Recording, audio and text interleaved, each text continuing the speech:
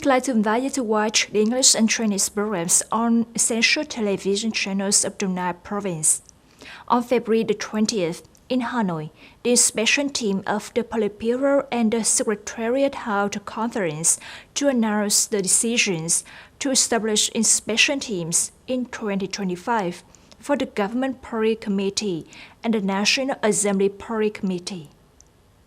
Speaking at the conference, Comrade Phạm Minh Chính and Comrade Trần Thanh Mẫn pointed out that relevant agencies need to thoroughly grasp and fully implement the purposes, requirements, and contents of the regulations and instructions of the Central Committee, ensuring the correct term requirements, closely following the content and requirements of the inspection according to the Politburo's plan.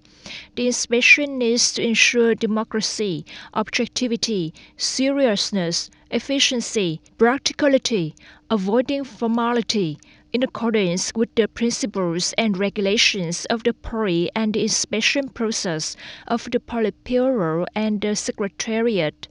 The final result is to correctly assess the advantages, results, limitations, and shortcomings of the party committees regarding the inspection contents, to discover new issues, and to synthesize creative and effective ways of doing things.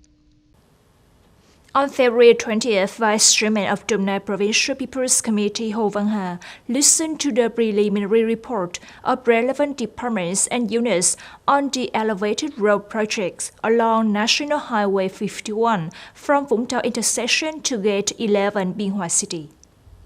At the meeting, Vice Chairman of the Donai Provincial People's Committee Hồ Văn Hà proposed to add more options for project implementation because in the long term, this will be an inner city route of Biên Hòa, so there must be many options to compare and choose the most optimal solution.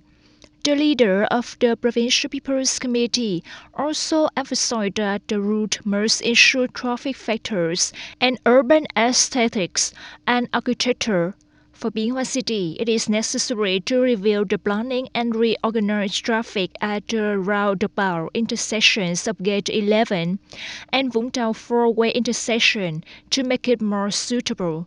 In case of choosing or not choosing the options just presented, it is necessary to plan for high-rise resettlement areas right at the gateway of Biên Hòa, but must minimize site clearance work to serve the next projects in the long term. According to data from the Ministry of Industry and Trade, total retail sales of goods and consumer services revenue in January were estimated at over 573 trillion Vietnam dong, up 9.5% over the same period last year. The growth was due to domestic consumption demand, tourism demand during the Lunar New Year, and many support policies from the government. From this result, businesses and the Ministry of Industry and Trade said that they will continue to implement solutions to stabilize prices, stimulate consumer demand, and ensure the growth target of 12% in 2025.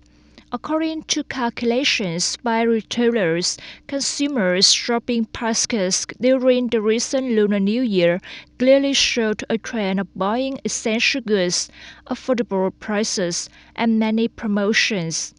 Retailers will closely follow this trend to both retain customers and stimulate purchasing power.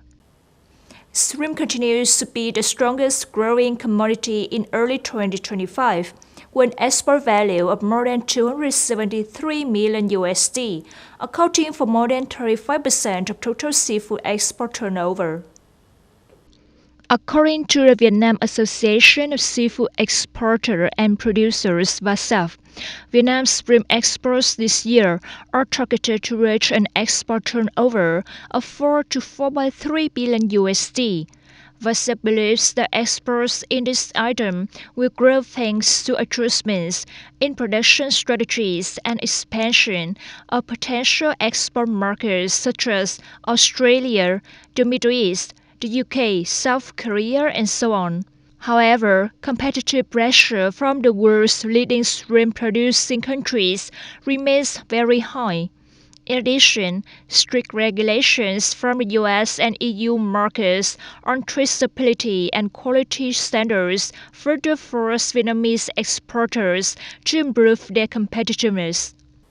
The People's Committee of Cam Mai District must proactively coordinate with relevant departments to assess the remaining criteria and complete the dossier for the advanced new rural district before March the 10th. That was the direction of Vice Chairwoman of Đồng Nai Provincial People's Committee Nguyễn Thị Hoàng during the working session on February 20th. Up to now, 100% of communes in Cam Mai District have met the conditions for recognition of meeting new rural standards for the period 2021-2025. The district has also selected 7 communes to be communes meeting advanced new rural standards for the period 2021-2025. Regarding the results of implementing advanced new rural districts, Cam Mai has achieved 37 over 51 targets. 11 targets are waiting for assessment.